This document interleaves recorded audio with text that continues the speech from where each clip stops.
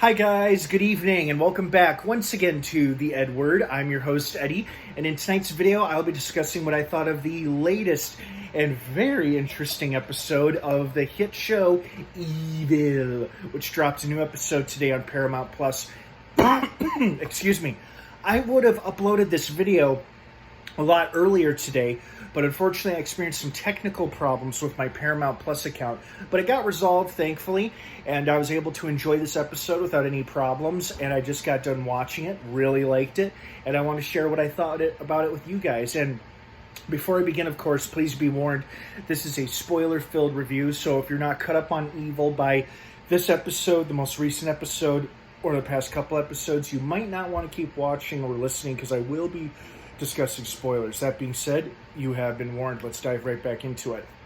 I enjoyed both plot lines in this episode. The first plot line was the team dealing with the possible exorcism or cursing of the priest that they were answering to, but it turned out to be a ploy between him and Leland. The other storyline was one of Kristen's girls, who happens to be a big zombie fan, which I thought was awesome, and her neighbor, who is also a big zombie fan.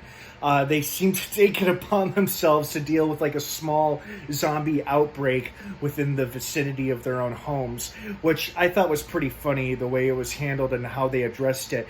You know, and clearly that Congo Run company being a clear stand-in for Amazon, because they did address some very real allegations that have been brought against Amazon regarding the treatment or mistreatment of its workers, and Congo Run here was clearly supposed to be a stand-in for that, and they handled it in a very interesting and fairly amusing way. You know, her dad ended up getting a better paying job, and he ended up being spared from the horrible gas leak that afflicted all of his co-workers, and he happened to sleep in because of the shit they gave him.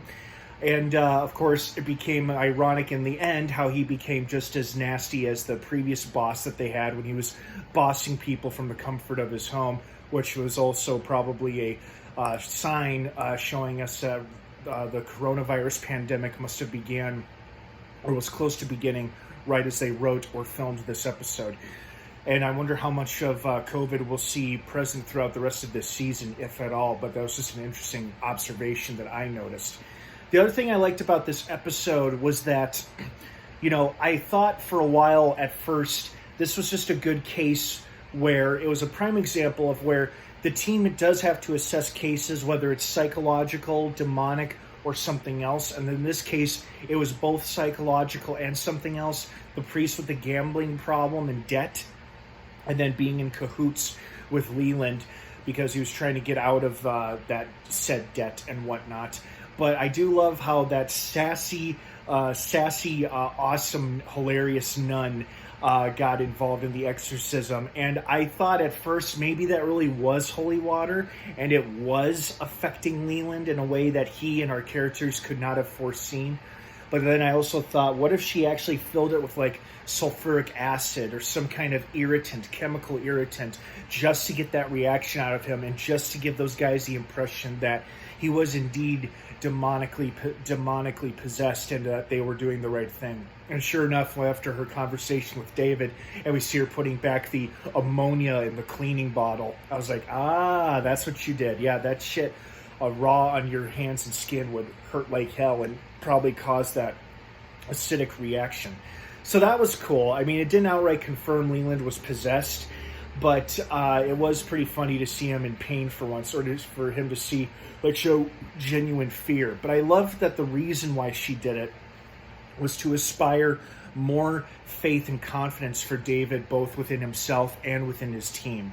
Because she was advising him about the breathing exercises of how to trust and try to connect with God. And now through this apparent demonstration of holy power in this case, hopefully David will feel a lot more confident moving forward with himself and with his team. And I think it's real sweet the way that the nun went about doing that for them, especially when she could do it on someone as nasty as Leland.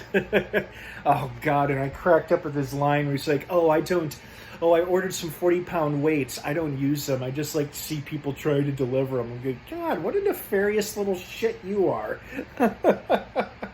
But, this was a good episode. I thought at first I thought it was possibly a filler episode, but it became a prime example of, what the team's mission is, which is to assess, determine if it's psychological, demonic, or something else.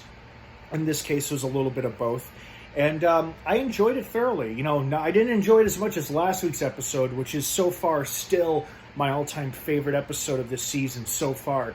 But this episode was still pretty damn entertaining. So I hope you guys liked it as much as I did. What did you think of it? Did you have any thoughts or feelings or theories about it? Please feel free to sound off down below in the comments section. I'd love to hear from you guys as always. Thanks for watching. Have an awesome rest of your night. And stay tuned and subscribe to this channel for more future episode reviews as we continue to watch and enjoy the many adventures of Evil Season 2, which drops new episodes every Sunday on Paramount Plus. All right, guys, have a great rest of your night. And of course, until next time, may the Force be with you.